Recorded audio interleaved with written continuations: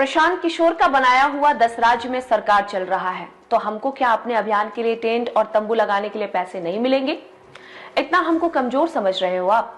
एक चुनाव में किसी को सलाह देते हैं तो 100 करोड़ रुपया फीस लेते हैं। हम 2 साल तक अपने अभियान के लिए टेंट और तंबू लगाते रहेंगे और उसके बदले केवल एक दिन चुनाव में जाकर किसी को सलाह देंगे तो सारा पैसा एक दिन में आ जाएगा। 31 अक्टूबर 2024 को बेलागंज में यह बयान देते वक्त जनसुराज के सूत्रधार प्रशांत किशोर ने यह कभी नहीं सोचा होगा कि आने वाले दिनों में उनकी पार्टी की फंडिंग की भी जांच होने लगेगी, लेकिन अब ऐसा होने वाला है। जनसुराज की फंडिंग को लेकर लगातार विवाद बढ़ रहा है। जब प्रशांत किशोर ने जनसुराज के बैनर तले अपनी पदयात्रा शुरू की थी, तब से ही लोग उनसे फंड का हिसाब मांगते आए हैं। अब जदयू के डॉक्यूमेंट के साथ आरोप लगा है कि जनसुराज के बैनर तले ब्लैक मनी को व्हाइट मनी में बदलने का खेल चल रहा है। जदयू के मुख्य प्रवक्ता नीरज कुमार ने कहा है कि वे जनसुराज की फंडिंग की शिकायत बिहार सरकार की जांच एजेंसी EOU और केंद्र सरकार की जांच एजेंसी ED में करेंगे। जदयू का आरोप है कि जनसुराज की सारी funding Joy of giving NGO के तहत की जाती है। जॉय ऑफ गिविंग के माध्यम से न केवल जनसुराज पार्टी की पॉलिटिकल एक्टिविटी का भुगतान किया जाता है, बल्कि फेलोशिप से हर सोशल मुहिम का खर्च जनसुराज के अकाउंट के बदले जॉय ऑफ गिविंग के अकाउंट से ही किया जाता है। इतना ही नहीं, प्रशांत किशोर के पास प्रोफेशनल लोगों की एक टीम है। इसमें लगभग 100 से ज्यादा लोग काम करते हैं।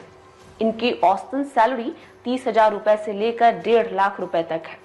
इनकी सैलरी का भुगतान भी Joy of giving global foundation के अकाउंट से ही किया जाता है। आपको बता दें कि Joy of giving global foundation को 2.5 साल पहले पूर्णिया के पूर्व सांसद उदय सिंह ने खरीदा था। उदय सिंह प्रशांत किशोर के काफी करीबी मित्र बताए जाते हैं। उनका कहना है कि एक बनी बनाई कंपनी थी जिसे 2.5 साल पहले मैंने खरीदा था। उदय सिंह ने मीडिया को बताया कि प्रशांत किशोर को जो भी मदद करते हैं वे इसके माध्यम से करते हैं। इसे बनाने का मकसद था कि जो सोशल काम होंगे वहां पैसे का यूज किया जाएगा। अलग अलग तरह के लोग समर्थन करते हैं, यहाँ पैसा आता है तो सबके राय मशवरे से खर्च किया जाता है।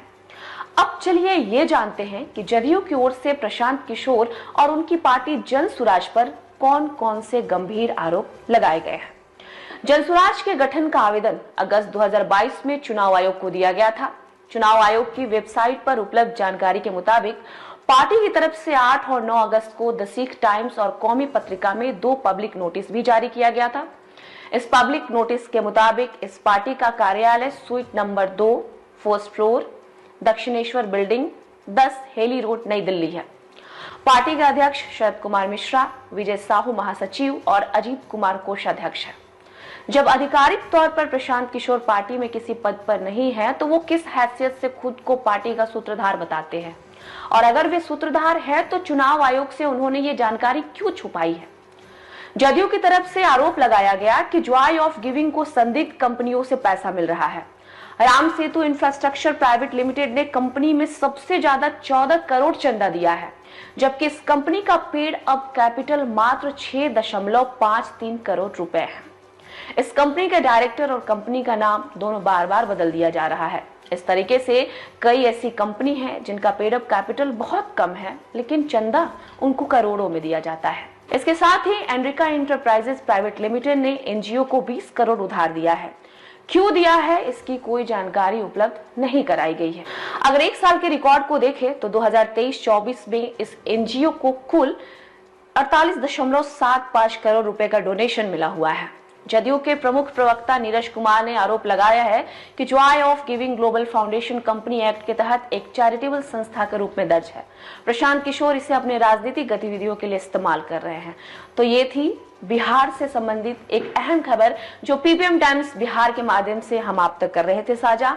आगे देश, दुनिया और बिहार की खबरों के लिए आप बने रहिए हमारे साथ।